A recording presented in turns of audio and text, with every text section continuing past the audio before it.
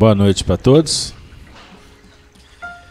queridas amigas, irmãos, que Jesus possa nos favorecer nessa noite com aqueles recursos que necessitamos para o nosso burilamento, o nosso crescimento, que possamos, inspirados, encontrarmos aquelas equações que possam favorecer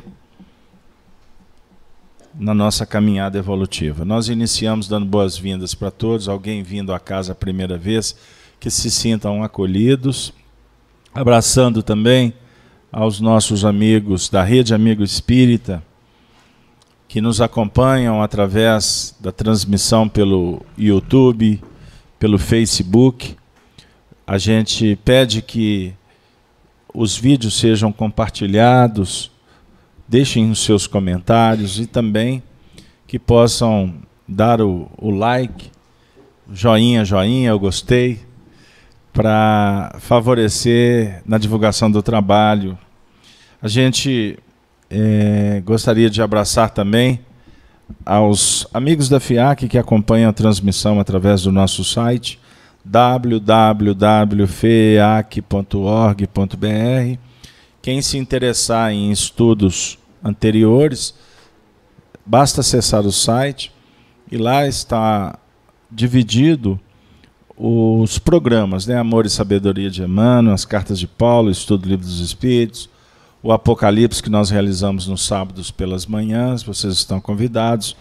Iniciamos o estudo a partir das 8h30. Enfim, nós temos, por exemplo, no estudo do Livro dos Espíritos, beirando lá uns 300 vídeos, porque nós recomeçamos as gravações e aqueles que quiserem acompanhar desde a primeira pergunta, basta acessar. Então, nós vamos iniciar o estudo da noite, hoje com o tema Escolha e Responsabilidade. Nós estamos trabalhando no Livro dos Espíritos, que é a obra básica da doutrina, editada em 18 de abril de 1857 em França. Estamos trabalhando na segunda parte do livro, no capítulo 6º, intitulado Vida Espiritual. Especificamente no tópico Escolha das Provas. Nós vamos hoje trabalhar as questões 262 e 262A. Então vamos lá. Kardec formulou assim aos espíritos: como pode o espírito, que em sua origem é simples, ignorante e sem experiência, escolher uma existência com conhecimento de causa e ser responsável por essa escolha? Resposta: Deus lhe supre a inexperiência, traçando-lhe o caminho que deve seguir. Como fazes com uma criança, desde o berço. Contudo, pouco a pouco, à medida em que seu livre-arbítrio se desenvolve, ele o deixa livre para escolher, e só então é que muitas vezes o espírito se extravia, tomando mau caminho, por não ouvir os conselhos dos bons espíritos. É a isso que se pode chamar a queda do homem. Nós estávamos trabalhando nas questões anteriores aspectos muito importantes no que remonta à escolha das provas, antes da reencarnação. E nós discutimos aqui que o espírito, de acordo com o seu grau evolutivo, ele, quando vai reencarnar, ele passa, portanto, por uma preparação.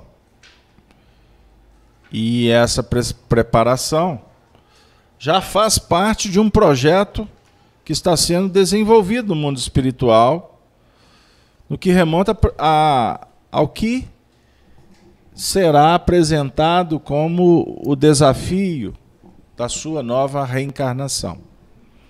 Vocês estão vendo que nós estamos no meio do caminho. Ou seja, nós não estamos aqui nos referindo às reencarnações ou à encarnação de um espírito no estado primitivo. Ou seja, aquele espírito que está saindo do reino animal para começar a sua trajetória como homem. Nós estamos aqui tratando já do ser que está vivendo em sociedade, como nós outros. Certinho? Porque o espírito, nos seus primeiros movimentos,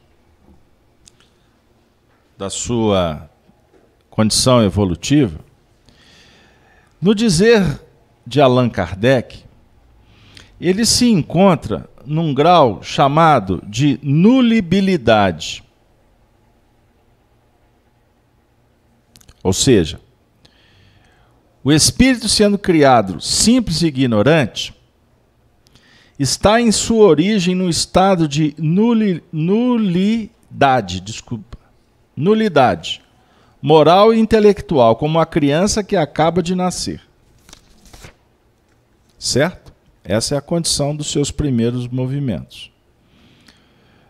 Aqui nós já estamos trabalhando o espírito que já vive em sociedade, que já tem experiências, certo? Que já tem pensamento com responsabilidades no campo moral. Este espírito, que configura-se num estágio evolutivo bem fácil de entender, que é o estado evolutivo da humanidade atual, já tem condições, portanto, de participar deste planejamento.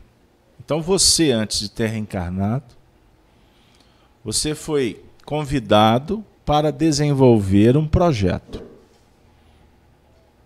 O projeto da sua vida. Até aqui está ficando claro? O que contempla esse projeto?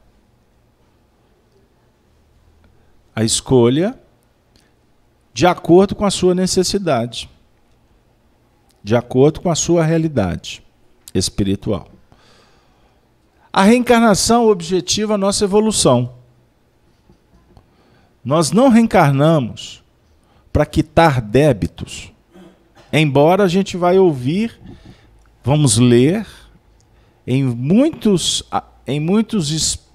espectros, em muitas abordagens espíritas, sobre essa contabilidade, que na verdade é um fenômeno didático para nós entendermos que somos espíritos que estamos a caminho da evolução. E a nossa realidade atual, ela apresenta, portanto, a nossa condição conquistada. Você atingiu o grau máximo de evolução. Certo? Viu, dona Mirtz? A senhora nunca foi tão evoluída como agora. Em se comparando com a sua trajetória, com o seu passado. Todos aqui. Por mais que a gente se julgue em condições complexas, difíceis, com dores, com limitações, nós estamos pensando e sentindo num grau máximo. Não obstante, ou nada obstante, se olhamos para frente, ou vamos procurar referências naqueles espíritos que já ocupam um grau superior ao nosso, por certo, vamos verificar que temos muito ainda que aprimorar. Ficou claro? Qual que é o tipo mais perfeito que Deus colocou na Terra para servir, portanto, de referência, o paradigma para a nossa evolução? Querem arriscar? É a resposta da pergunta 625 do Livro dos Espíritos. Jesus. Então, só para não deixar vocês sem uma informação bastante expressiva, doutrinária, Kardec explica esta resposta dizendo assim, na questão 625. Para o homem, Jesus representa o tipo da perfeição moral a que a humanidade pode aspirar na Terra. Deus nos oferece como o mais perfeito modelo. E a doutrina que ensinou é a mais pura expressão de sua lei. Porque, sendo Jesus o ser mais puro que já apareceu na Terra, o Espírito Divino o animava. Vou ficar por aqui. Voltando, primeira frase dessa explicação. Jesus representa o tipo da perfeição moral que a humanidade pode aspirar. Então, a perfeição é moral.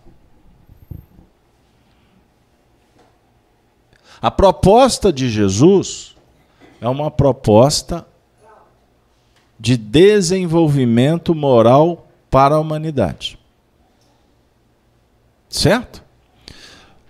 Fora isso, é uma interpretação de cada um. Alguém pode dizer, ele é o tipo mais perfeito porque ele é o mais bonito, porque ele é o mais inteligente, porque ele é o mais poderoso, porque ele é santo. Isso aí é perpassar num ambiente de responsabilidade ou de interpretação pessoal. Mas o Espiritismo vem dizer para nós que ele propõe o que nós aspiramos, que é a perfeição moral. O que caracteriza o homem de bem? Nós aprendemos isso em Espiritismo. O que caracteriza o homem de bem é aquele que vive a lei de justiça, de amor e de caridade. Viver em plenitude a justiça, o amor e a caridade, você vai atingir o grau máximo de perfeição moral. Fiz-me claro? Então toda filosofia propõe uma teoria moral. Toda. O catolicismo tem a sua proposta filosófica com seu cunho moral. A ciência psicológica tem a sua proposta de cunho moral. A física e etc. Aqui Jesus representa para nós, vamos dizer assim, a completude, a plenitude de todas as propostas morais. Fiz-me claro? Portanto, o Evangelho não é uma proposta moralista. Fazer um ajuste aqui nas palavras, nas expressões. Porque agir com moralismo é ir contra a moral de Jesus. Moralista é aquele que propõe uma moral para o outro e não para si mesmo. Certo? Com isso, eu já vou tirando algumas conclusões. Que a proposta moral é para nós e não para o outro. Como assim? A responsabilidade é compreender e aplicar para si. O outro pode ser até... Abre ali para mim. O outro pode até ser tocado, inspirado pelos exemplos daquele que está vivendo. Porque o perpassar essa senda moral do Cristo é espargir luz. Certo? Porque é o bem. Fora desta análise, repito, pode ser devaneio ou pode ser uma teorização de responsabilidade de cada um. Mas não está em sintonia com o Espiritismo que Allan Kardec nos propõe. Até aqui tudo tranquilo? Por isso, o espírito que chega num grau de entendimento relativo, como o nosso, quanto humanidade, nós já possuímos condições de discutir esse planejamento e, efetivamente, definir, participar da escolha das provas. Então você não é fruto do acaso. Você não reencarnou simplesmente por causa de um ato sexual dos seus pais. Não. Embora, graças a este ato, houve a concepção, né? Houve o crescimento, o nascimento, e você está aqui conversando, dialogando conosco. Então, agradeça os seus pais, certo? Agradeça. Porque hoje em dia está meio escasso aí. A fila hoje, lá do mundo espiritual, para andar, está uma luta. Está uma luta. Mas hoje eu estou mais sério, eu não vou brincar, não. Né, Denise? Denise puxou minha orelha antes, se fosse caso aberto, você podia ficar mais sério, que você está muito brincalhão ultimamente. Pois bem, aí a pergunta de Kardec, ela é valorosa, como sempre, né? É até redundante dizer isso. Porque ele vai levantar a seguinte questão: como pode o espírito, que em sua origem é simples e ignorante, e sem experiência, escolher uma existência com conhecimento de causa e ser responsável por essa escolha? Opa! Aqui ele está me contrapondo. Ele está perguntando, é o espírito simples na origem? Como é que faz? Porque para quem já tem uma certa consciência, a gente vai escolher de acordo com a necessidade. E estes que são simples, ignorantes? E eu aposto que eu li aqui, muita gente nem prestou atenção direito na pergunta e na resposta que foi lida. Então agora eu vou relê-las. Pergunta e resposta. Para ver se a gente dá para puxar o tapete de novo. Olha que bonito o verde lá. Verde de esperança. Deus lhe supre a inexperiência, traçando-lhe o caminho que deve seguir. Como fazes com uma criança desde o berço? Ah, Denise, não dá para correr. Não dá. Eu vou brincar. Estou muito sério. Não estou? Mais ou menos. Que história é essa, então? Deus, olha aqui. Deus lhe supre a inexperiência, traçando-lhe o caminho que deve seguir.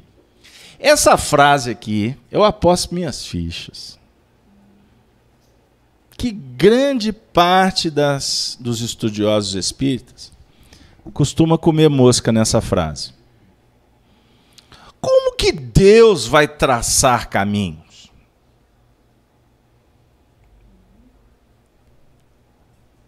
Deus traçou o seu caminho, Denise?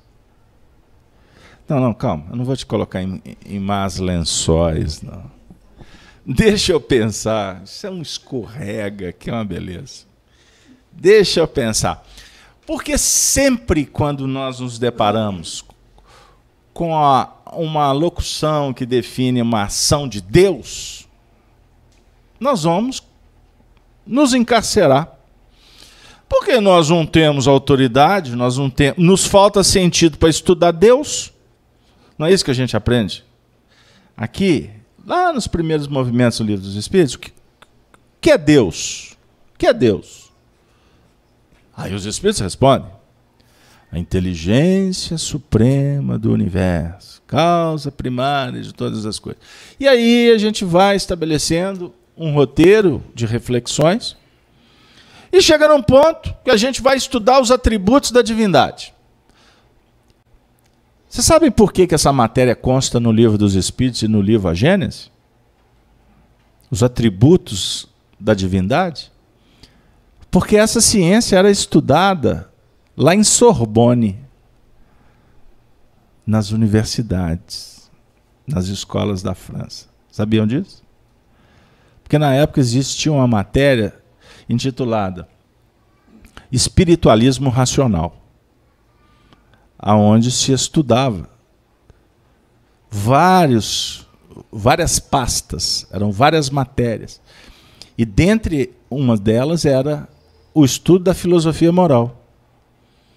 Porque a França vivia um período pós-revolução onde ela se chafurdou no materialismo. Porque antes o ensino era sob o domínio da igreja, com essas transformações, retirou-se a religião de dentro das escolas, mas ao mesmo tempo se instaurou um processo de um materialismo muito complexo e as pessoas perderam o rumo. E foi aí, em função da inspiração dos iluministas, que se chegou nessa condição de criar esse espaço. Portanto, não era estudada a religião, mas sim o espiritualismo. A alma como ser que está utilizando um corpo para se movimentar. E essa alma é dotada, portanto, de percepções. Essa alma pensa, essa alma sente. Então, a psicologia, por exemplo, ela tinha um objetivo de um estudo com consequências morais. A psicologia do século XX é que tomou o viés da psicologia para lidar com as terapêuticas. E, obviamente, se distanciou das questões morais. O positivismo de Comte, o niilismo, tudo isso retirou no século XX o que antes era o glamour da universidade. Deus, ou seja, Deus não Deus, o Deus da religião, mas o espírito foi retirado dos debates. E, naturalmente, a moral discutida nesse mais de um século de escolas é uma moral materialista e não a moral que projeta o espírito. Só estou dando uma pincelada porque é necessário que a gente fale desse assunto, porque eu vejo com muita clareza que a sociedade só vai se renovar, se regenerar, quando nós voltarmos para que as escolas estudem a moral, o espírito, o espiritualismo, num contexto mais amplo. Repito, não particular como religiões. Então, o Estado laico, na verdade, é um movimento para tirar o poder secular, milenar da igreja no ensino. Mas, ao mesmo tempo, ele traz uma repercussão danosa. E por isso é que hoje o mundo sofre pela ausência de Deus. A ausência de Deus dentro da própria família, nas escolas, na sociedade. Não é ter cruz na escola que nós estamos enaltecendo, ou ter santo, ou trazer de volta a religião oficial para dentro das escolas. Não é isso. Porque aí você vai desagradar, porque você tem católico, você tem protestante, você tem judeu. Nós não estamos falando disso. Nós estamos falando de discutir a alma. Porque todas as religiões são imortalistas. Todas as religiões, de uma certa forma, dentro das suas concepções, das suas doutrinas, estudam o espírito. Certo? Então, quando nós sairmos do particularismo, entrarmos numa discussão que unifica, aí as consequências morais serão valorizadas e a sociedade será renovada com isso. Então, não acreditem, porque é falácia, em políticos, no poder público, no Estado, que o Estado vai mudar a sociedade. Não. Não é competência do Estado. O Estado será renovado com a renovação da sociedade. Portanto, essa educação parte das famílias e com uma contribuição importantíssima das escolas, quando elas deixarem de ser materialistas, ortodoxas. Fechou? Não, né? Abriu, né? Abriu? Mas aí a Cláudia está querendo que eu fale de Deus, né, Cláudia? Não tem competência não, Cláudia. Mas aqui, como que Deus vai suprir a inexperiência? Traçando caminho que devemos seguir. Como? Como? Aos amigos do chat.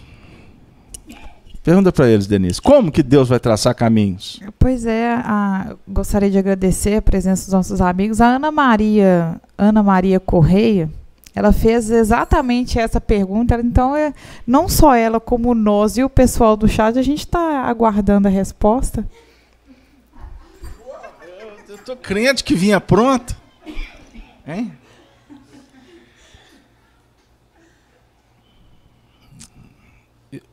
Me responde, Denise. Você me pôs em apuros. Como que Deus vai traçar o caminho? O Espiritismo é religião? Não. É.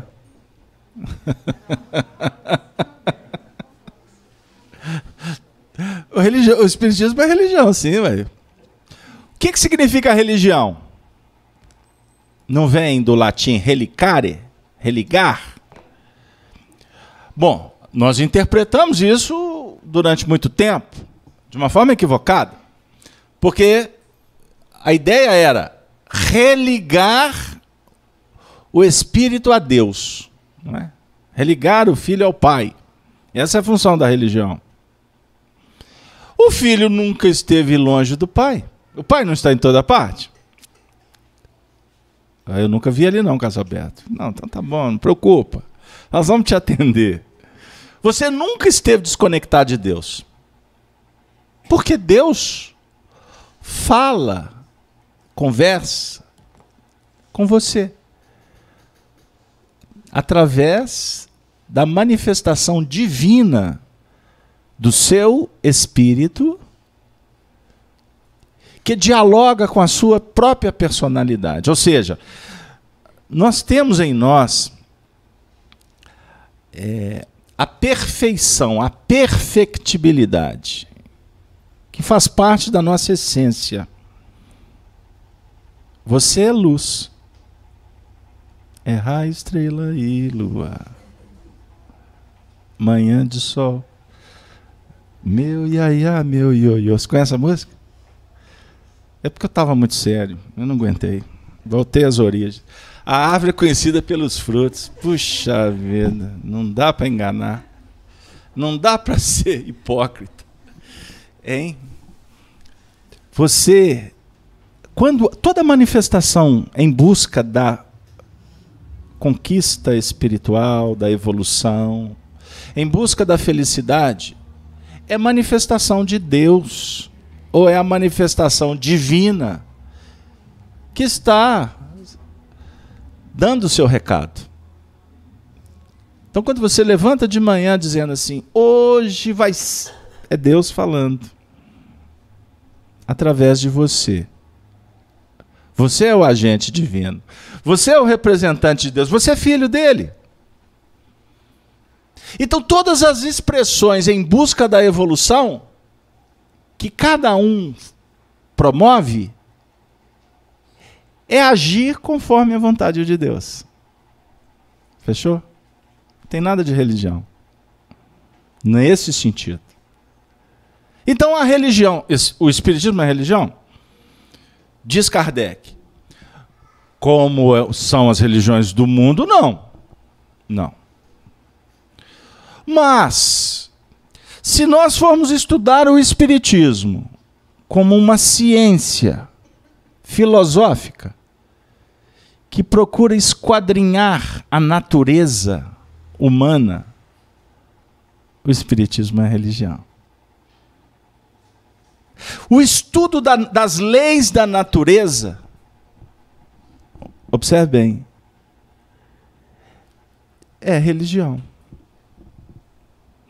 Portanto, a religião verdadeira é a religião que parte do coração. Olha que extraordinário.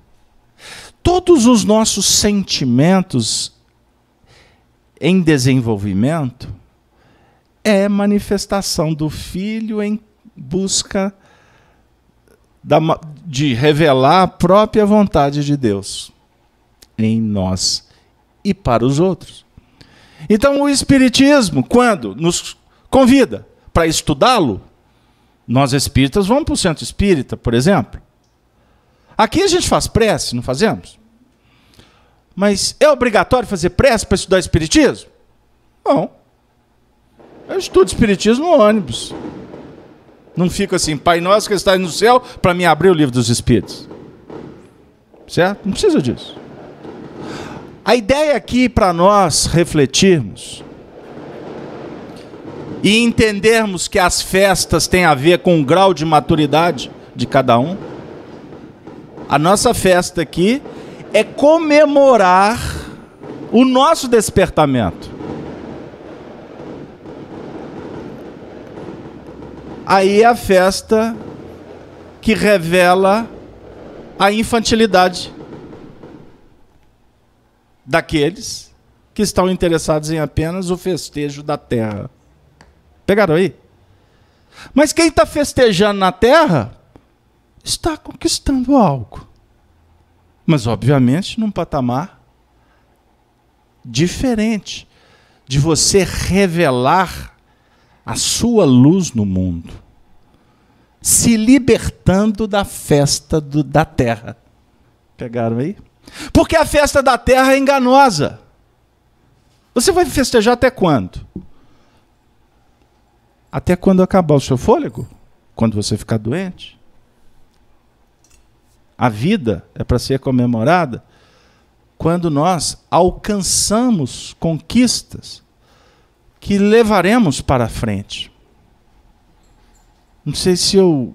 Desculpa se eu decepcionei alguém aqui que está gostando do foguete. Porque foguete nós podemos soltar por vários motivos. Tem gente que solta foguete porque chegou droga no morro. É um sinal que traficante usa para avisar para a comunidade que como é que chama lá? Esqueci. A banca lá está cheia de suprimentos. Não é? Avisa. É festa. Não é? Vocês acreditam que no dia que eu casei, na hora da prece final do meu casamento, soltaram um foguete. Falei, finalmente Casalberto casou. Foi uma festa. Uns falam assim, agora toma jeito. O outro desencalhou. Hein? Foi uma festa. Vocês imaginaram quando você desencarnar? Você imaginou que legal alguém soltar foguete aqui? Porque ficou livre de mim? Não. Soltaram foguete porque você foi vitorioso. Não é assim que os índios se despedem? Os índios, quando o índio desencarna? Uma festa. Uma festa. Porque o indivíduo está se libertando do jugo da terra, que é aprisionante, que é impactante, porque o corpo físico influencia. Se você começar a tomar uma medicação, essa medicação pode te impedir de pensar. Não pode? Pode te alterar o sistema eletroquímico.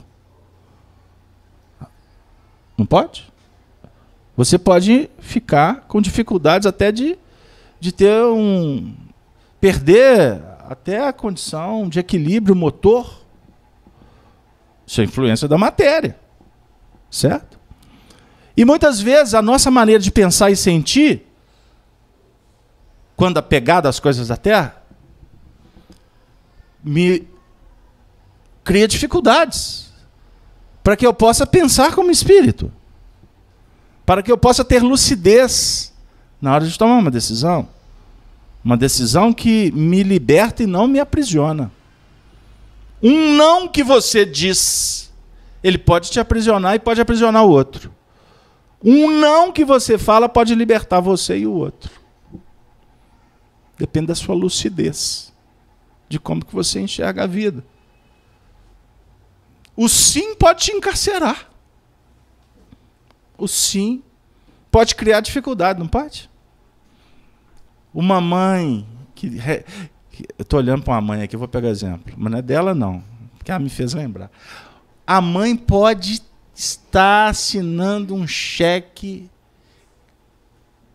que vai encarcerar, que vai manter a prisão dela por muito tempo, se ela for a mãezinha do filho, que vai fazer todas as vontades do filho.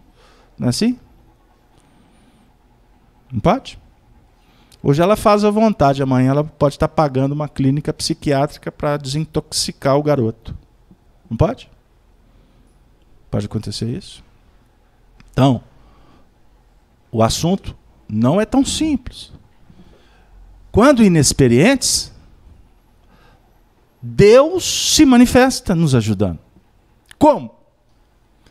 Através da manifestação da própria lei da natureza. Se nós podemos ser filhos de Deus fazendo a vontade dele, no nosso grau evolutivo, outros estão fazendo isso também.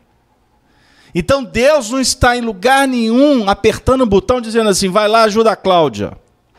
A Denise é inexperiente. Vamos traçar o roteiro dela. Não. Por isso é que eu fiz essa provocação, que a gente lê e costuma não entender. O que equilibra o universo? É o amor, certo? Se nós estamos vinculados ao amor, estaremos nos harmonizando dentro dos próprios princípios da natureza, certo? E agir com amor é beneficiar, é encantar, é libertar, é ensinar. Então a mãe que está lá sentada com o filhinho fazendo para casa, ela está por amor, não é isso, Cláudia? Por um ato espontâneo, que amor não é determinado não, tá bom? A gente se determina para outras coisas. O amor é um movimento natural do espírito, é o sentimento que está nos colocando na antessala, né, das conquistas verdadeiras. E você agindo com amor, você está agindo como filha de Deus, representando Deus, certinho? E isso está movimentando para que você colabore com o seu filho. Você está ajudando ele a fazer o para casa. Ele é inexperiente, ele precisa de alguém que auxilie. Então Deus, ele vai traçando no seu sentido simbólico aquelas linhas demarcatórias para nos auxiliar pela movimentação de cada um de nós que vivemos num mundo de colaboração mútua e universal. Agora o assunto vai ficar cósmico. Por quê? Imagine, se nós estamos ajudando um indivíduo, eu sou gari, meu emprego é limpar as ruas. Eu vou lá, trabalho o mês todo, no final do mês eu vou receber meu salário, certinho? Eu estou sendo remunerado. Mas a minha função é importantíssima para o saneamento da cidade, não é assim? E se a gente for prestar atenção, possivelmente grande parte da sociedade não para pensar que está sendo beneficiada por o trabalho anônimo de alguém. Ah, mas eu pago o imposto, pago o salário dele. Mas ali tem um ser humano, que ele está colaborando com a sua cota. Remunerado? Ok. Mas você, quando está limpando a sua casa, você não está sendo remunerada para limpar a sua casa, não é verdade? Você está contribuindo com o saneamento. O seu trabalho, na verdade, ele faz parte de um contexto organizacional do cosmo, dos mundos, embora você ache que não tenha tanta importância. Imagine os espíritos que estão em condições superiores, planejando, auxiliando na organização de famílias, de comunidades, de nações.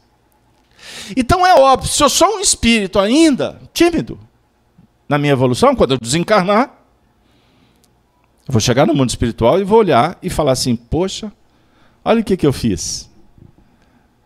Aí, obviamente, eu vou me deparar com pessoas que fizeram outras coisas, diferentes, no seu sentido da tônica do esforço, da capacidade. E isso me encanta, porque é da natureza espiritual buscar o belo, o justo, o harmônico, o estético, né? O moral. É natural, isso faz parte da nossa perfeição em germe. Então eu estou vendo lá no mundo espiritual Denise. Denise, desencarnada, vem me contar suas histórias. Olha, eu vivi lá em Belo Horizonte. Minha mãe, meu pai, meus irmãos. Ela vai contar a história. E eu falei assim, olha, Denise, eu também morei em Belo Horizonte. Minha família, minha esposa, meus amigos, meus filhos. Tinha um cachorrinho. Pô, mas interessante.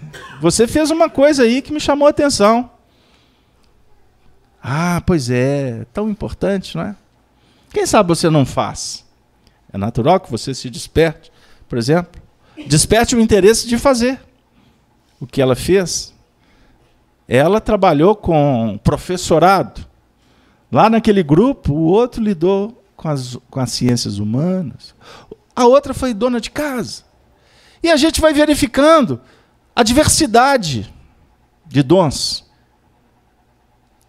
Nós vamos percebendo como a vida é pródiga de oportunidades. E em todas elas, o sentido principal é que você evolua, que você cresça, que você desenvolva habilidades, que você cada vez mais se capacite no seu sentido de que os seus valores íntimos possam te felicitar. Nada mais no mundo importante do que você fazer o que gosta. Certo? E poder colher frutos do seu trabalho. Certo? Agora imagine você lá no mundo espiritual olhando para trás e falando assim, meu Deus, poxa, não foi assim. Eu até achei que tinha sido, mas não foi. Poxa, que coisa. Eu infelicitei, eu trancafiei, eu desprezei, eu joguei oportunidades fora. Não foi legal. Não foi legal. Sabe aquele exame de consciência que de vez em quando a gente é obrigado a fazer? Porque quebrou a perna, né? Aí tem que ficar lá de boa. Puxa vida, 3 meses com a perna para cima. Aí você tem que pensar. Aí alguém tem que te ajudar. Aí você tem que menos, né? Mamãe! Aí tem que pedir. Está na casa da sogra. Minha sogra querida, me ajude a tomar banho. Imaginou?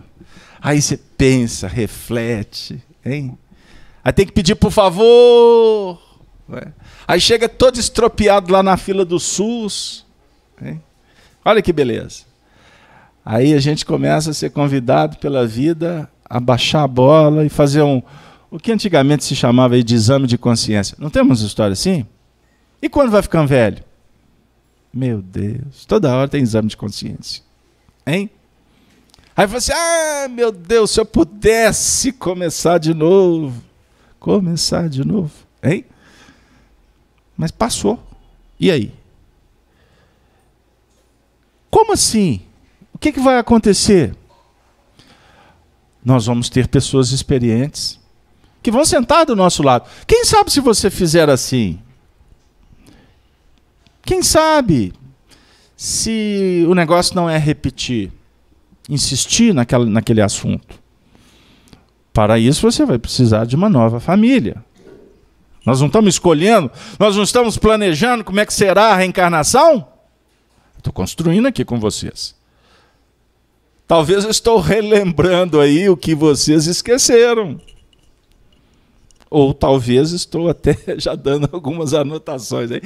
Registra no caderno, no tablet aí. Viva a voz, grava um áudio.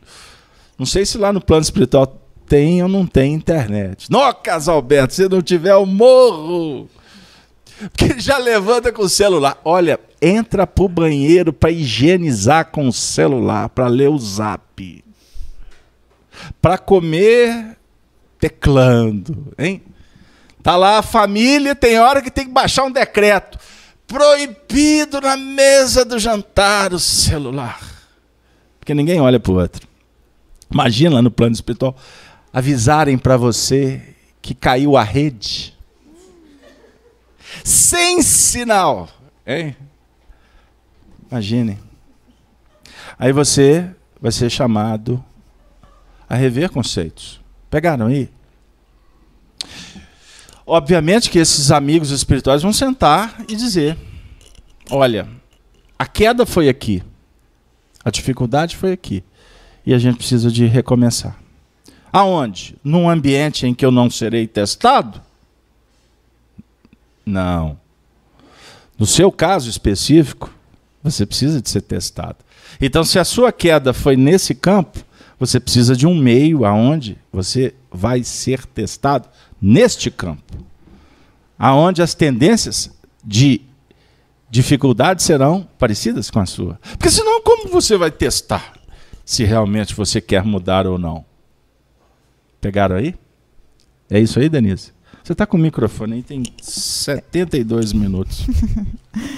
A Bárbara Maciel, daqui de Belo Horizonte, nossa querida... Bárbara Maciel de Belo Horizonte? Não, Bárbara Maciel da FEAC. Não, é da nossa querida tarefeira.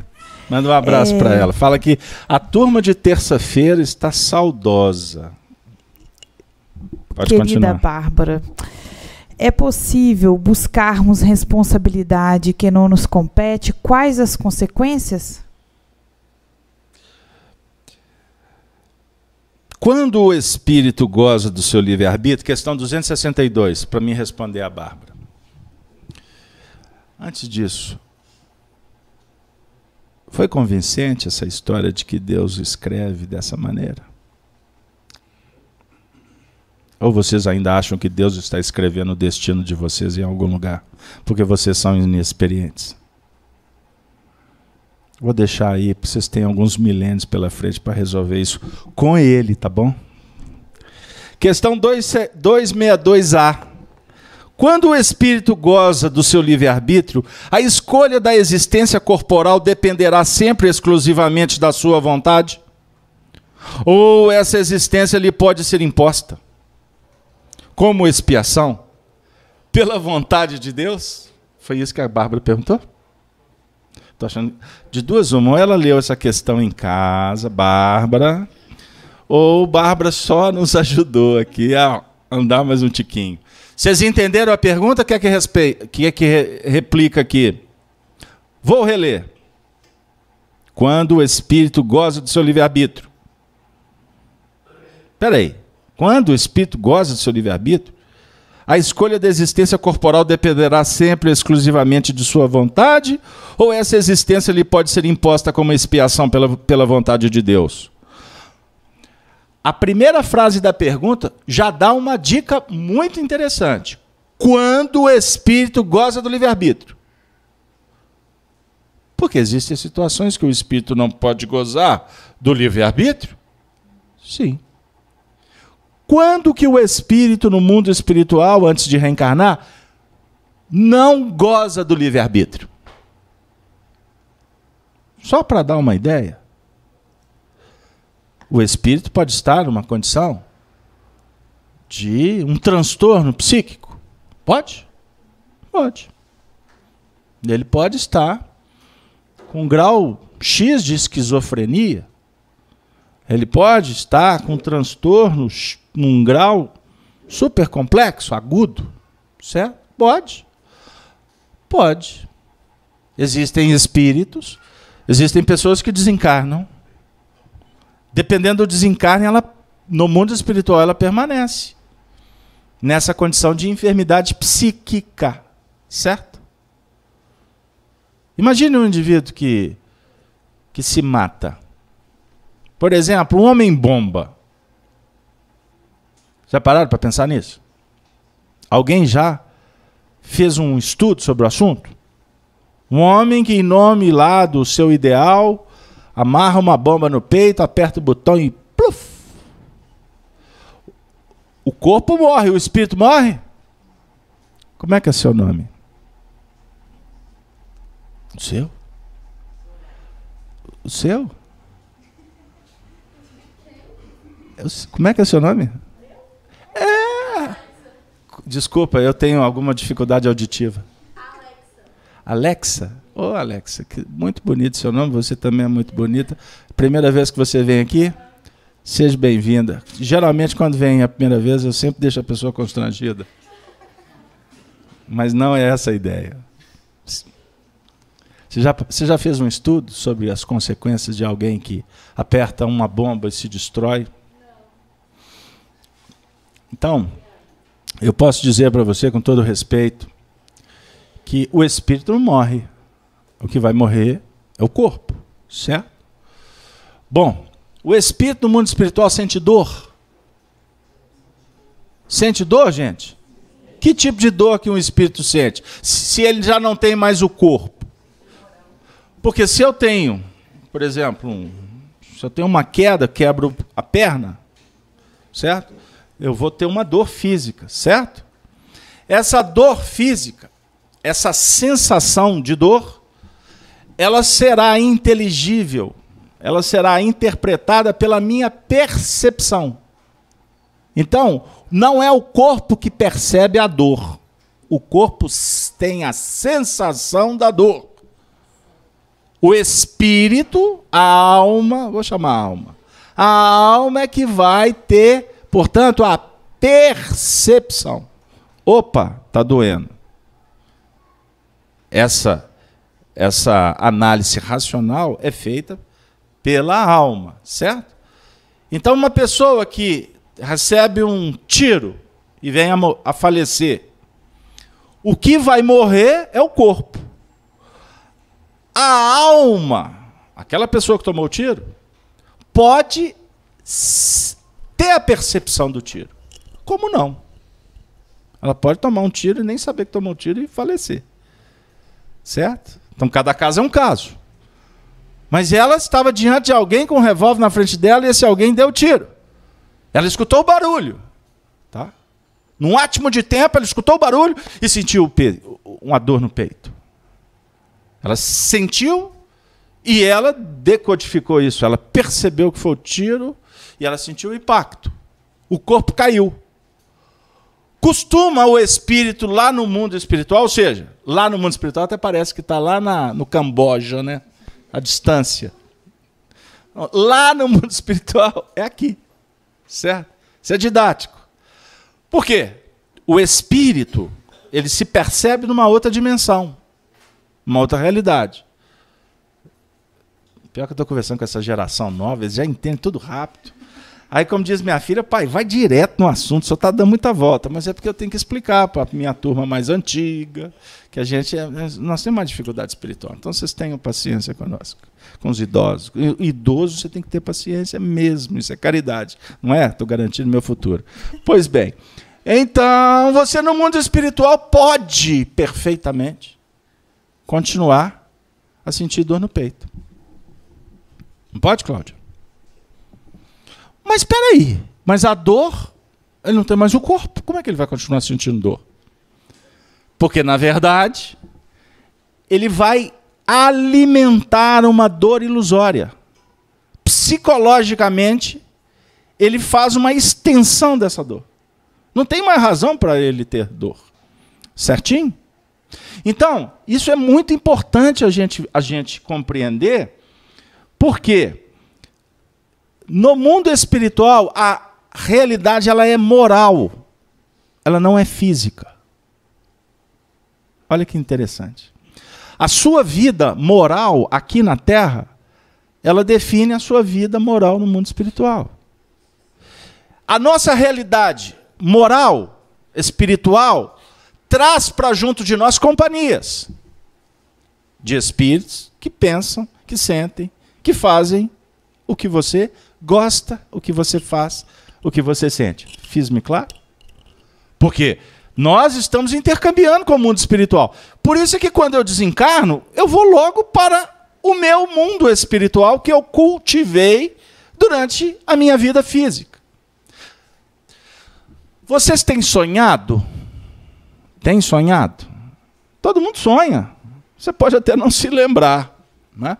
O que caracteriza o sonho é se lembrar, né, Carlos Alberto? Tudo bem, então tá bom. Os seus sonhos, na verdade, representam as suas experiências nesta ambiência espiritual que eu estou me referindo. Porque quando o seu corpo dorme, o seu espírito se deslinda, o seu espírito se desprende.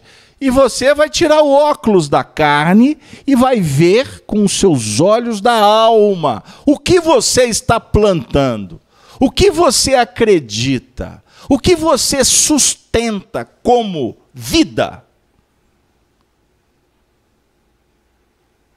Que tipo de vida que você alimenta, que você acredita? Qual vida? Qual vida moral? Com isso, se nós, eu e Denise, pega a minha mão. Eu e ela vamos desencarnar agora. Certo? Não, agora, no final. Não pega na minha mão, Denise. Não dá choque, não. Por que eu estou pegando a mão dela? Se nós dois tomarmos um tiro aqui agora, nossa, que morte trágica. Ai, meu Deus, Carlos Alberto. Observe bem como que nós somos maduros ou não para lidar com coisas tão simples. A reação de vocês diante de uma simples cena, ela traduz exatamente qual que é a sua realidade. Tem gente que está assim, ele está aproveitando para pegar na mão dela. Quem pensar assim, é porque esta é a realidade do indivíduo. Pega na minha mão, Denise. Mas eu quero desencarnar junto com a Denise. Eu e ela desencarnamos agora, juntinho. Para onde que a Denise vai e para onde que eu vou? Ué, vocês estão de mão dada? Vocês vão para o mesmo lugar? Nenica, nenica, né não. Não é não. Porque Denise vai se deparar com todo o painel, o quadro que ela pinta, que ela desenha na vida pessoal intransferível dela. E eu a minha. Qualquer um aqui a sua. Então não tem mágica. Isso, gente, nós tentamos explicar de uma maneira mais simples possível, brincando, trazendo para o dia a dia, para a nossa realidade objetiva, para que o assunto não fique assim, muito estelar, cósmico, cheio de sobrenatural futebol clube. Porque muitos até fazem isso. E falar, porque isso? Até a forma de dizer. Porque isso? Teatro. Com todo respeito. E necessidade de quem é teatrólogo. Mas eu estou falando de uma coisa muito simples. Não tem mistério. A vida espiritual é uma vida muito simples. Aliás, muito mais simples do que a nossa. Porque aqui na Terra nós sofisticamos. Como nós não enxergamos a realidade? E não enxergamos mesmo. Aliás, a gente julga que essa realidade é a principal e não o é. Quer um exemplo? Todos aqui, com os seus mundos que elegemos, que sustentamos, as companhias que definem os nossos laços, todos nós aqui estamos acompanhados. Estamos todos aqui vinculados, inclusive, de uma forma muito intensa com alguns espíritos. Alguns estão aqui conosco. E ninguém aqui está, acredito eu, registrando a presença desses espíritos.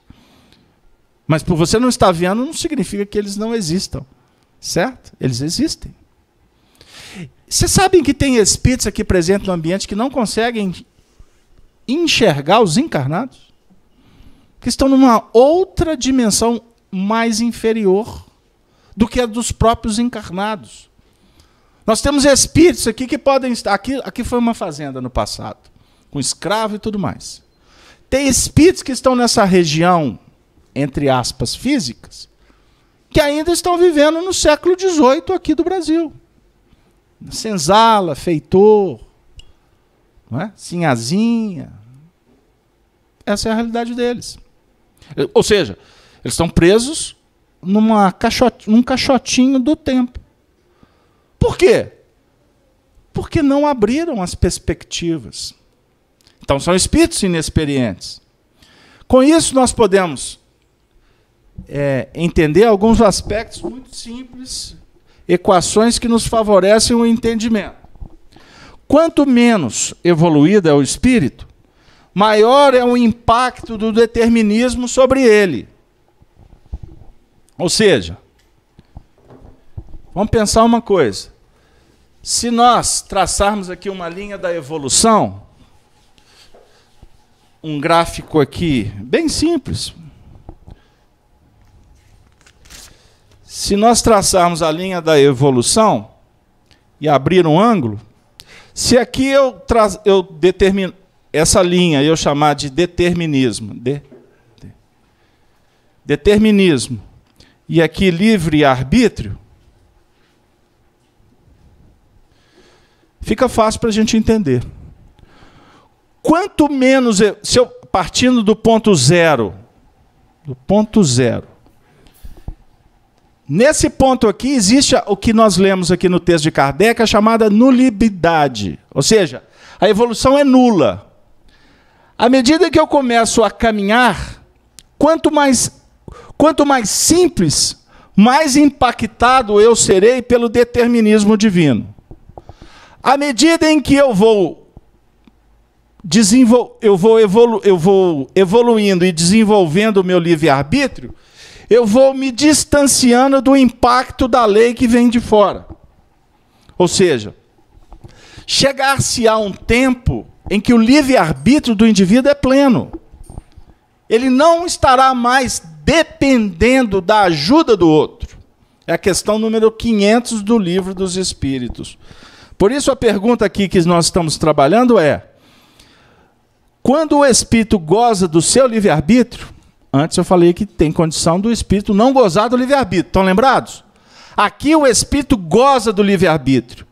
A escolha da existência corporal dependerá sempre, exclusivamente da sua vontade, ou essa existência lhe pode ser imposta como expiação pela vontade de Deus? Explicando essa segunda parte. Nós sempre teremos liberdade para escolher, ou essa existência, a reencarnação, será imposta pela vontade de Deus. É isso que é o ponto mais importante dessa questão.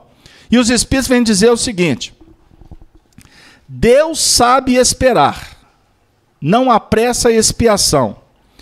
Entretanto, pode impor determinada existência a um espírito quando este, por sua inferioridade ou má vontade, não está apto a compreender o que lhe seria mais salutar. E quando vê que tal existência pode contribuir para a sua purificação e, ao mesmo tempo, servir-lhe de expiação. Entre outras palavras, a providência divina, a natureza espiritual, sempre se expressa de uma forma harmônica, que nós, em nível, vamos dizer assim, de virtudes, poderíamos tratar como manifestações pacientes. Ou seja, as leis são harmônicas, as leis não precipitam, as leis não atuam para fazer com que o indivíduo corra. As leis conclamam o indivíduo para caminhar com liberdade, certo? O sol desponta na manhã, dizendo para nós, é um novo dia. Mas o sol não entra dentro da sua casa para falar assim, levanta aí porque está na hora de trabalhar. o Sol, o astro-rei, ele está, na verdade, cumprindo a missão dele. Uma missão de colaboração, certo? O vento, o oxigênio, a água, o calor, o frio, certo? Colaboração. Costuma alguém chegar lá no seu leito e falar assim, está na hora. Colaboração. Este que está dizendo, está na hora, na verdade, está agindo conforme a harmonia do universo, propõe, porque o universo está nos convidando para o progresso. E o progresso se faz pelo trabalho. Ficou claro? Nós evoluímos quando descobrimos a importância de servir. Porque servir é trabalhar numa contramão da nossa tendência egóica de querer ser servido. Fechou aí? Ser servido, quando nós estamos precisando, por ineficiência, por necessidade, é a oportunidade do outro agir. E a sua de agradecer por estar sendo servido. Fechou aí? Agora, a receita não é ser servido. A dica é você servir. E para servir, você tem que entender a importância e se determinar para servir. Porque é servindo que você efetivamente vai descobrir os tesouros da vida. Então, por que nós convivemos em sociedade? A pessoa na qual temos o chamado enfrentamento é, na verdade, um instrumento para nos ensinar. E quando eu falo em enfrentamento, Denise, me dá sua mão. Eu estou enfrentando uma situação, propondo, e ela está respondendo. Ela me deu a mão. Certo? Isso é um enfrentamento. Esse é o contexto aqui. Não é enfrentamento de sair brigando com os outros. Quer um outro exemplo? Eu estou olhando nos seus olhos, eu estou promovendo um enfrentamento. Ou seja, por que eu estou olhando nos seus olhos? Eu estou endereçando a você uma mensagem. Certo? Então, quando nós estamos diante do semelhante, nós, quando aprendermos com Jesus que o próximo é um irmão, o enfrentamento se ilumina. Partindo do princípio que irmão é a manifestação carinhosa de um ser para com o outro. Eu não estou me referindo a irmão de sangue, ou o irmão da conveniência, o irmão da máscara. Não estou me referindo a essa situação. Porque, diga-se de passagem, é muito triste, não é verdade? A gente escutar assim, dois irmãos não combinam. Não é triste? Por que é triste? Na verdade, é lamentável. Não é triste. A palavra correta é lamentável. É de se lamentar. Mas com uma visão espiritual, nós temos que dizer assim, dois irmãos que não convivem bem por enquanto. Porque vão aprender. Por que dois irmãos não convivem bem? Porque é uma relação que impera o eu quero. Eu posso. Eu tenho. Dois irmãos que se relacionam num nível fraterno abrem mão dessas três condições do eu quero, eu posso, eu tenho. Vivem num regime de eu sou. Eu sou. O que é o eu sou? É você reconhecer o que você é. Eu sou, e, sendo assim, vou trabalhar para que esse eu sou se torne uma proposta importante no relacionamento. Aí eu estou falando de um relacionamento honesto, de um relacionamento sincero. Aí eu estou me falando de um relacionamento ético, estético, um relacionamento de admiração mútua, de colaboração recíproca. Eu estou falando de tudo que a alma precisa. Para simplificar, no dia que Jesus realmente se tornar o modelo que vai nos inspirar, primeiro eu tenho que me apaixonar por esse modelo. Para usar uma linguagem muito passional, muito emocional. Eu tenho que me apaixonar, porque o me apaixonar envolve aí uma série de questões que fazem parte desse nosso mundo. Nós somos muito apaixonados com muita coisa e amamos muito pouco. Porque a paixão tem prazo de validade. É isso que eu quero dizer. Amor é para sempre. Por isso é que você se apaixona e desapaixona. E tem muita gente que está desapaixonada e vive de conveniência. Um amigo me ligou essa semana, né, Denise? Eu te contei isso.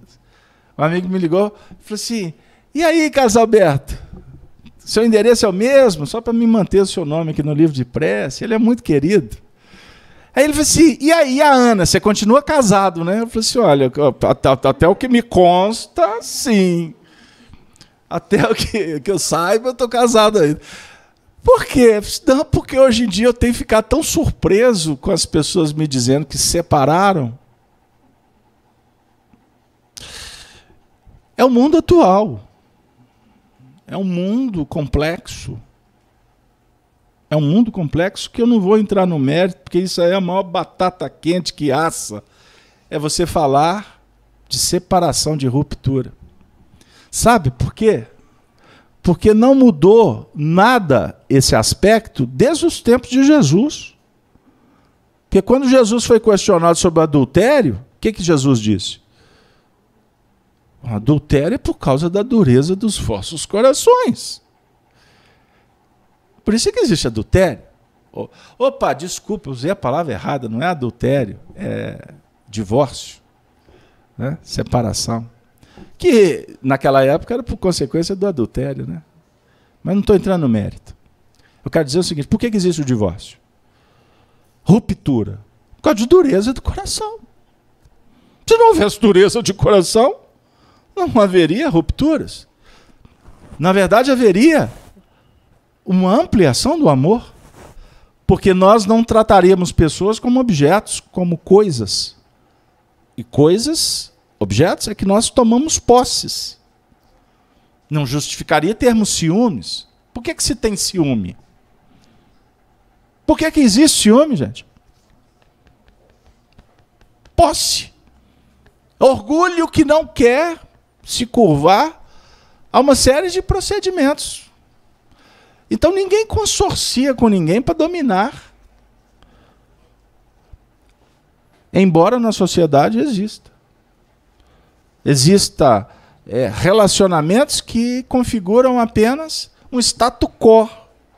Existem pessoas que casam por interesses dos mais variados. Menos se exalta a importância de um relacionamento que configura a conjugação de esforços para a conquista da verdadeira moral. Por que dois indivíduos vão se unir para constituir uma família? No início, a paixão, os sentimentos que explodem, né? O romancismo. No início, a identificação. Minha alma gêmea encontrei. Fábio Júnior está na 8ª.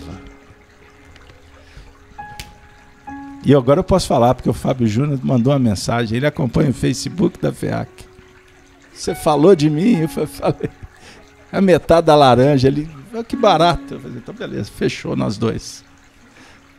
Hein? Por que a gente procura alguém para caminhar conosco? Além de tantas coisas importantes, que eu não vou ficar aqui fazendo curso de noivo, mas nós temos que trabalhar aqui o contexto. Nós não estamos falando de evolução moral? Eu fico sempre com cuidado em falar de evolução moral, porque o povo tem dificuldade, porque acha que estamos falando de moralismo. Todo relacionamento ele é moral, ele propõe uma moral. A moral é a ciência do bem viver, não é isso, Eduardo? Você que é o doutor da lei sabe, com mais autoridade do que eu. Qual é o objetivo? Dois seres dão as mãos para caminhar junto, um ajudando o outro. É por isso que nós estamos em sociedade, para aprendermos a nos relacionar e ampliar os nossos relacionamentos. A ideia é essa, porque hoje eu estou casado com alguém, ontem foi com outro alguém, amanhã, possivelmente, ela não está ouvindo, com outro alguém. Graças a Deus, meu povo não assiste os estudos. Porque eu já estou me candidatando. Se assistir, graças a Deus, está dando aula de evangelização. Vocês vão se contar, eu vou falar que vocês estão obsedados. Hein? Vão criar luta de boxe desnecessariamente no meu lar. Ao invés das preces do culto do lar, vai ter luta de boxe. Você gostou, né? Pois é, porque vai acontecer lá em casa. Se eu chegar aqui com o olho roxo semana que vem, vai falar igual aconteceu com o Chico. O Chico chegou para trabalhar. Esse caso já contei aqui, Denise? Não. Ela é educada. Aqui já contei muitas vezes. O Chico foi trabalhar, chegou lá com o olho todo roxo. O que aconteceu, Chico? Seu Rômulo Joviano batia a cara na porta. Seu Rômulo olhou para uma dos dois lados. A dona que deu um soco nele, porque ele... a história um dia eu conto. Mas então, vamos pensar sobre esse assunto. Deus conversa com o homem através do homem. Isto é muito sério e muito importante para a gente compreender. A expiação, na verdade, o que é expiação? Tem muito espírita que fica preso, que expiação é reencarnar para sofrer, sofrer, sofrer. A gente sabe que nós precisamos de reparar muitas questões e estamos lutando para reparar. Mas existem casos que o indivíduo ainda não tem nem condição psicológica para definir. Então ele passa por um processo de um certo choque anímico num corpo, muitas vezes até disforme, sim, para ele poder recompor-se e expiar num plano psíquico, da elaboração mental, que expiação é isso, é você compreender a necessidade de se impor para um processo de renovação. Então Deus aguarda, Deus espera que nós possamos nos despertar. Meus queridos amigos, nós temos, portanto, um texto no Evangelho que é o paralítico, que trata do paralítico de Cafarnaum, que traz para nós um ensinamento muito valioso nesse contexto. E o texto de Mateus diz assim, primeiro versículo, capítulo 9. E entrando no barco, Jesus, né, passou para outra banda e chegou à sua cidade. E eis que lhe trouxeram um paralítico deitado numa cama. E Jesus, vendo a fé deles, disse ao paralítico: Filho, tem bom ânimo, perdoados te são os teus pecados. E eis que alguns dos escribas diziam entre si: ele blasfema. Jesus, né? Blasfema.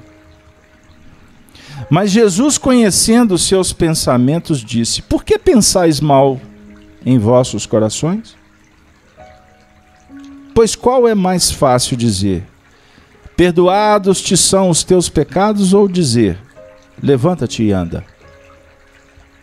Ora, para que saibais que o Filho do Homem tem na terra autoridade para perdoar pecados, Disse então ao paralítico: levanta-te, toma a tua cama e vai para a tua casa.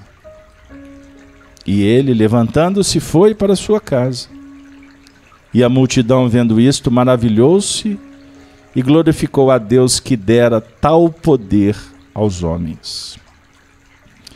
Obviamente que nós vamos apenas fazer uma pequena análise, porque o texto aqui suscita muitas reflexões, mas a ideia principal é o seguinte: o paralítico de Cafarnaum representa a nossa paralisia psíquica,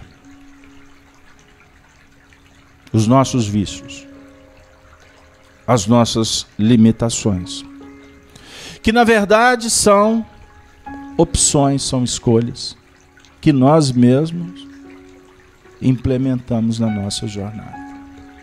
Enquanto paralisados, não estamos nos movimentando na direção da luz que Jesus representa para nós. Jesus aqui, na verdade, é a síntese que precisa de ser analisada. A síntese da bondade e da perfeição que nós temos apenas em germe.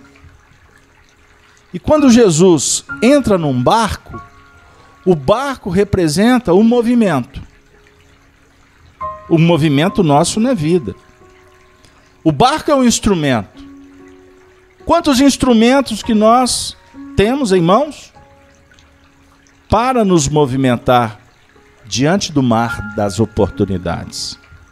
O corpo é um barco, a mediunidade é um barco, todos os dons são barcos. O que nós estamos fazendo? Como nós estamos operando com esses dons? E é o interessante porque Jesus parte para outra banda, a definir que os dons dele não ficam estáticos, sem utilização. Aí eu pergunto: o que tendes feito dos teus dons? Cada um aqui. O que está paralisado e o que nós podemos fazer para promover o movimento? E nesse contexto, Jesus encontra uma situação em que ele vê corações com muita fé. Por isso trouxeram um paralítico, uma pessoa, um irmão. Então existe a paralisia íntima e existe as paralisias que nós encontramos no caminho. O paralítico por excelência. E houve um movimento solidário para trazer o paralítico para perto de Jesus. Facilitando, colaborando. Como que nós temos colaborado com os paralíticos do caminho? Falamos lá atrás que o grande lance é servir. Como temos servido? E Jesus, vendo a fé deles, disse ao paralítico: filho, tem bom ânimo, perdoados-te são os teus pecados. Perdoados. Esse movimento íntimo para vencermos a paralisia é perdoar a si mesmo, porque não justifica a culpa. Espiritismo desencarna, pulveriza, extermina a palavra culpa. Porque o Espiritismo propõe que haja o quê? O entendimento das lições da vida para que nós possamos operar nos libertando do que trancafia. Eu repito, ninguém reencarna para sofrer. Todos os lances complexos da vida existem para serem compreendidos e resolvidos. E aí houve o quê? Os escribas. Blasfêmia. Ele está perdoando pecado. Quem que ele está pensando que ele é? Porque o pecado é o que é imputado pela ignorância, inclusive social. Não tem razão para ter pecado. A sua natureza é perfeita. Você não é fruto de um crime. o crime perpetrado por outro. Quem fala que a natureza humana é má, desconhece a realidade espiritual. Porque a natureza nossa é divina. Se não fosse assim, não teríamos sido criados por Deus, que é perfeito. O vício, os problemas, são adquiridos pelo ser humano em convívio na sociedade. Porque o homem se permite se corromper. É o homem que se permite. Não é a sociedade que te corrompe. Reflita. O egoísmo é um movimento nosso de autoproteção e querer se estabelecer. Por isso é que gravitamos em torno do interesse pessoal. Mas Jesus, conhecendo os seus pensamentos, conhecendo que nós somos aqueles que queremos usar poder para se estabelecer, ele devolve dizendo: o que é mais fácil dizer perdoados-te são os pecados ou dizer levanta-te e anda? Perdoar pecados, na verdade, é entrar na essência do indivíduo e libertar dele. Porque levantar e andar, levanta-te e anda, magnetizador qualquer um faz. Basta ter um fluido específico, ter habilidade para curar pessoas. Sabiam disso? Não precisa nem de ser religioso para curar pessoas. Se o indivíduo tiver magnetismo, ele é capaz. Da visão até cego. Jesus está perguntando, o que é mais complexo? Perdoar ou resolver um drama circunstancial? Ora, para que saibais que o Filho do Homem tem na terra autoridade para perdoar pecados, ele disse ao paralítico: levanta-te, toma a tua cama e vai para a tua casa. O que ele está dizendo para nós?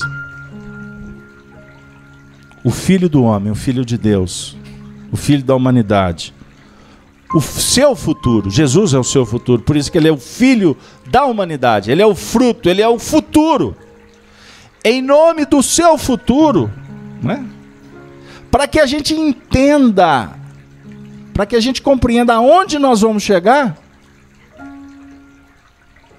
ele dá uma voz de comando e afirma: levanta-te, toma a tua cama. Ensina Emmanuel que a cama, na verdade, é um instrumento que acabou sendo concedido pela misericórdia divina para nos acolher em função dos nossos desequilíbrios. Porque o instrumento que eu utilizei antes de chegar na cama foi o da espada para esgrimar com os outros, para exercer o meu poder, o meu domínio, a minha fascinação. Quem busca atingir esse clímax do prazer, do hedonismo, de todas as conspurcações que cada um aqui tem no seu grau de percepção, a minha é diferente da sua. Ninguém tem isso na cota igualitária. Nós somos iguais como espíritos, tendo oportunidades num regime de igualitário. Mas nós somos diferentes. Nós somos diferentes porque somos indivíduos. Então toda teoria marxista, por exemplo, que quer implementar uma ideia de igualdade social plena, ela é um atentado ao pudor espiritual. Porque as diferenças são importantes, porque elas representam o nosso grau evolutivo. Isso é muito simples de entender. E eu não estou falando nada de política atual. Eu estou falando de filosofia. Antes que qualquer pessoa tire qualquer outra conclusão. Entenderam o que eu estou dizendo? Eu preciso de explicar isso, porque daqui a pouco... Outro dia falaram que eu sou da direita. Aí outro dia falaram que eu sou da esquerda. Aí eu tomei tanta paulada que eu falei assim, agora eu vou falar que eu sou do centro. Aí falaram que eu sou do centrão. Eu falei assim, para onde que eu vou? Né, Marcão? Eu tenho que ir para as estrelas. É só para a gente entender com muita clareza, com muita paciência, o que envolve esse contexto evolutivo de cada um de nós. Precisamos de resolver a paralisia. A paralisia impede. Se ela hoje é uma disfunção, se ela é uma doença, ela precisa de terapia. Ela precisa de cuidado. E a sabedoria indica que precisamos de reconhecer a necessidade da ajuda. Todos nós precisamos de ajuda. Não esqueçamos disso. Vocês jovens, que um dia eu também fui, costumamos achar que nunca precisamos. Mas amanhã você vai ver que todos nós precisamos uns dos outros. Por isso, procure o seu irmão e olhe nele. Procure nele, encontre nele uma oportunidade para que Deus te beneficie. Porque o seu semelhante é seu irmão. E o seu irmão tem muito que te ensinar. Ele pode estar destruído no chão. Abaixe com bondade. Estenda a sua mão. Se iguale a ele. E lembre-se que esta oportunidade será única. Porque a situação dele, que é complexa para que ele vença, pode ser vencida com a sua ajuda. Mas o maior necessitado nessa história é você, que está diante de uma oportunidade. E essa oportunidade pode ser a oportunidade singular para que você mude de vida e compreenda que para seguir Jesus, nós precisamos que Ele se manifeste dentro de nós e não lá fora, nas religiões. Para que Ele fale dentro de você e você seja uma pessoa feliz. A pessoa mais rica no mundo é a que menos precisa. Lembre-se disso. Siga adiante. Dê o que você pode. Administre os teus dons. Pois só assim, amando, nós vamos curar a paralisia da nossa alma. Jesus nos abençoe, nos ilumine, nos fortaleça e nos dê tranquilidade para perdoar, inclusive, aqueles que, com intenções de nos falar coisas importantes, costumam demonstrar a sua ineficiência. Carlos Alberto, muito obrigada pelo